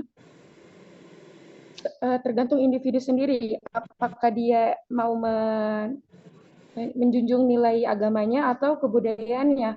Kalaupun memang menentang, kita bisa menyaring apakah kebudayaan yang kita ambil itu tetap menentang atau tidak. Contoh seperti kayak saya pernah tahu ada tarian adat dari Jawa yang minum darah. Mungkin kalau untuk agama Islam kan minum darah itu haram hukumnya. Mungkin kita sebagai umat muslim tidak melakukan itu dengan mengamalkan agama yang kita anut. Begitu. Apakah jawaban saya sudah menjawab? Baik, sudah. Terima kasih. Yang lain ada tanggapan? Cukup menarik ini. Yang lain nggak ada? Ya, saya setuju dengan jawabannya Mbak Aldilia ya. Itu juga gimana berkaitan dengan nilai-nilai hidup yang selama ini kalian junjung, yang kalian anut, gitu kan. Dan kita diberi akal juga bisa untuk menyaring, memfilter lagi-lagi ya. Mana yang bisa kita tiru, mana yang bisa kita contoh, mana yang memang bisa kita yakini gitu. Lagi-lagi terkait dengan nilai hidupnya masing-masing, gitu Mas Brilian. Baik, Ibu. Terima kasih. Masih ada 2 kesempatan menambah poin. Tadi ada yang raise hand 1 orang. Izin bertanya, Ibu. Perkenalkan, nama saya Devinta Intan Permadani dari S1 Farmasi. Tadi pada unsur kebudayaan dijelaskan ada sistem religi. Pertanyaan saya, bagaimana peran kebudayaan terhadap perkembangan agama dalam masyarakat? Dari prodi apa ini, Mbak? S1 Farmasi.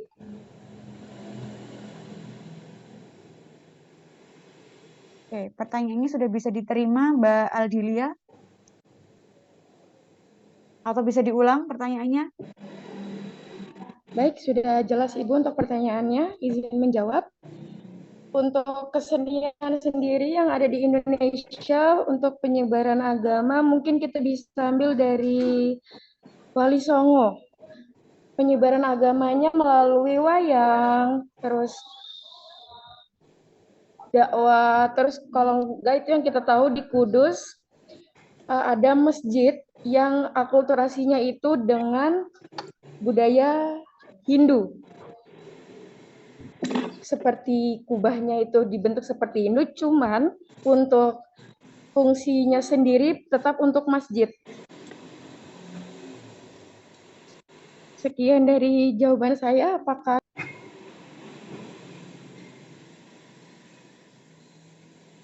Ya, Mbak Devinta, gimana bisa diterima? Sudah bisa diterima, terima kasih. Oke. Pertanyaan terakhir dari Kesmas 09. Baik Bu, izin bertanya untuk kelompok yang sedang presentasi. Pertanyaan saya begini, pastinya kebudayaan akan memiliki pengaruh ke sosial, ekonomi maupun politik, betul bukan? Nah, pertanyaan saya begini, bagaimana peran kebudayaan dalam mempromosikan atau dalam perdamaian dan rekonsiliasi di tengah adanya konflik atau masalah sosial atau juga bisa masalah politik, contohnya dalam pemilu kemarin. Terima kasih.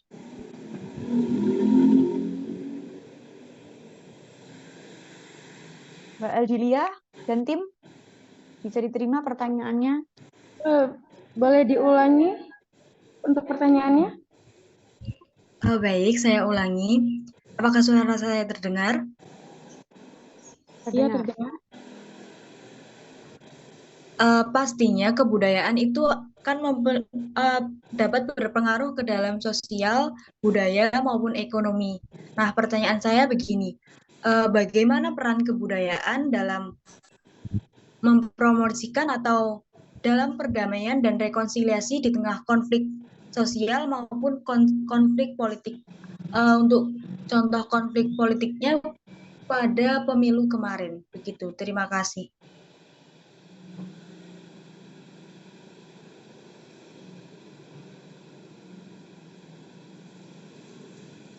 Selain Mbak Aldilia juga boleh loh kesempatan menambah poin, atau mungkin dari kelompok 1 dan 2 yang sebelumnya sama-sama membahas terkait manusia dan kebudayaan juga dipersilakan kalau ingin menyuarakan pendapatnya.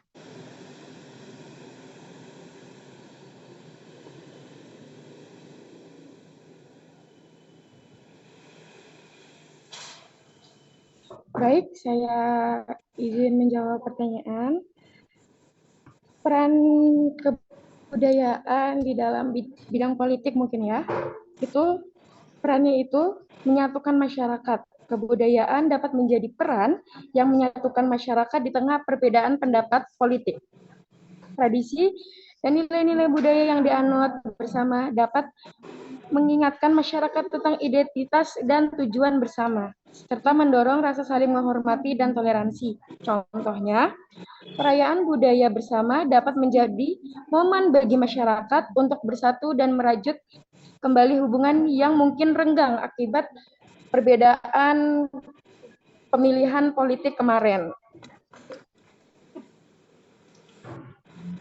Mungkin selanjutnya itu ada menyediakan ruang dialog. Budaya dapat menyediakan ruang dialog yang aman dan netral bagi pihak-pihak yang berkonflik. Kegiatan budaya seperti festival, pertunjukan seni, dan forum diskusi dapat menjadi platform untuk mempertemukan orang-orang dengan berbagai pandangan politik dan membangun pemahaman yang lebih baik satu sama lain. Contohnya, pertunjukan teater yang mengangkat tema politik dapat menjadi sarana untuk memicu diskusi dan refleksi tentang isu-isu yang kontroversial. Bagaimana dengan jawaban? Baik, jawaban diterima. Terima kasih. Terima kasih Mbak Aldilia, bisa diakhiri.